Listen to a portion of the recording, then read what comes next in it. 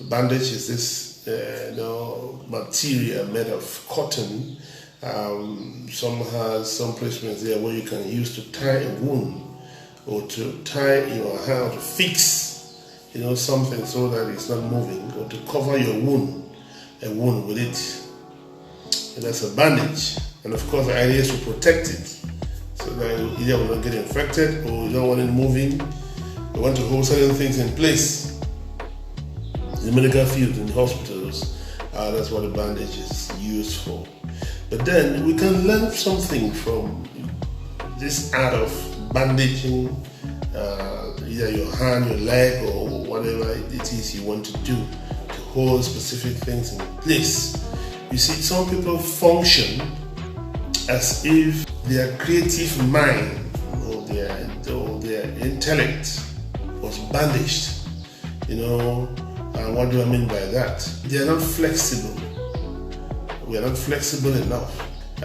You just think on like a straight line. You don't adapt readily to changing situations, to prevailing conditions.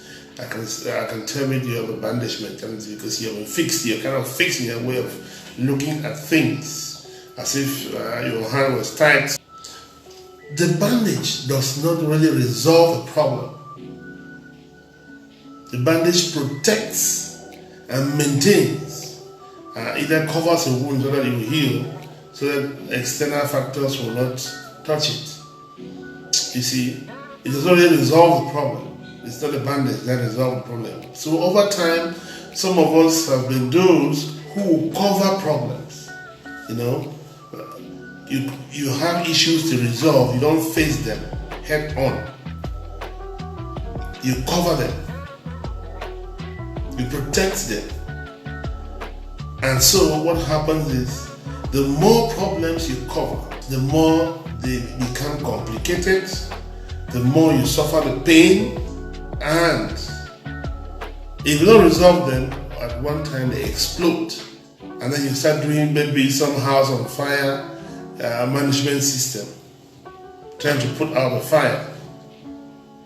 That's what I call the bandage mentality. And it's very common in people and even in systems, in governments, where you have a burning issue, something that's tearing you apart. You keep managing it. You keep like an egg. You keep holding it, changing hands, turning the inside out, and one day it explodes, and you start behaving as if you learned of it that morning. Let me quote an example. You have a bad section of the road that is not maintained. It's getting bad, it's degrading. Maybe the two sides of the road are made of cliffs. So you don't protect them. And road users are passing their vehicles. And then, what I've seen in countries like mine, people of all places, people will come and construct below such cliffs. What happens? One day when a car, for whatever reason, misses its way, lands into a house there, and maybe kill people, we'll start rushing there and behaving as if we didn't know. We rush there and start trying to build everything as if we didn't know that one day that kind of thing will happen. So we don't preempt, we don't solve issues before they get aggravated. That's a bandage mentality. You find a bridge that's breaking up, that's wearing off, tearing off bit by bit, they leave it. The day it collapses and blocks traffic and people cannot go about their business, we'll rush there and start making it an issue, making it headline news. So everybody's rushing there and will behave as if we didn't know that we'll get to that level. That's what I call a bandage mentality. My experience has been that if you have problem one, the only way to solve problem one is to break through the problem, resolve it. Each time you try to go around a problem, you dodge away from the problem, you are only creating problem two. And when you create problem two, then you end up with problem one and problem two. It gets more complicated for you. So the bandage mentality is a very bad lifestyle, practice, or way of life for somebody who really wants to make it big in life, who wants to grow, who wants to advance, who wants to, climb up the ladder of individual achievement. You don't grow by dodging away from problems. You grow by breaking through those problems, resolving those problems, learning the lessons, and using them in the future decision making so that you don't find yourself in the same problem. When you go covering them as if you're bandaging a wound, over time, the pain remains there. It gets even more excruciating. And the other thing that happens is that you get overburdened and wear out at a certain point. So the bandage mentality is something you need to keep aside. You need to weed out of your life if you need to grow. Face the problems when they come. Seek for ways to resolve them and get them off your way. It sounds something like procrastination. You have an issue to do, you keep keeping it, say, well, I'll get back to it. The days go by, the pain continues until the day you get to resolve it. If you have a problem tooth, you see, the next thing is you're going to the dentist.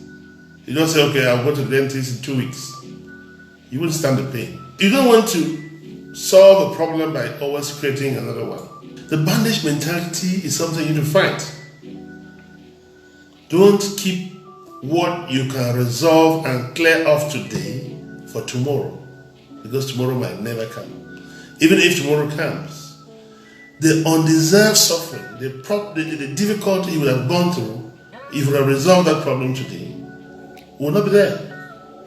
That energy you will use now to solve a more complicated, complex problem, it's your time, your energy, your intellect you would have been using to step up your game, to move even higher on the ladder of achievement. Procrastination is part of it. The bandage mentality. When you look at the community, we see that at every step of the way, the bandage mentality affects individuals, affects communities, affects nations.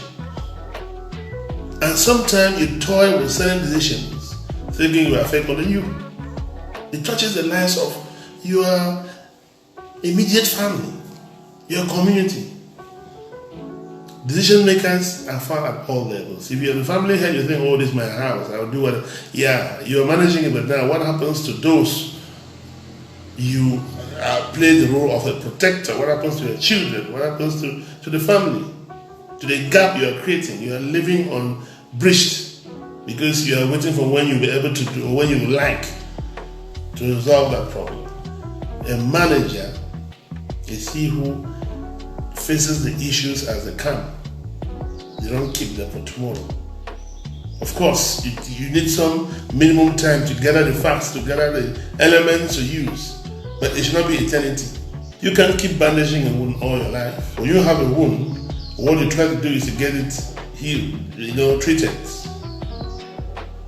So you don't say, oh, this wound can be there for the next 5 years. Well, I'll get back to you later. So those who do that never really go far. These are the small things, little things that we often don't factor in, but that hold us down. You see, you come after a couple of years, you say, oh, what's happening to my life? Why is everything crumbling? Why is it there no hope? How can it be this level with me?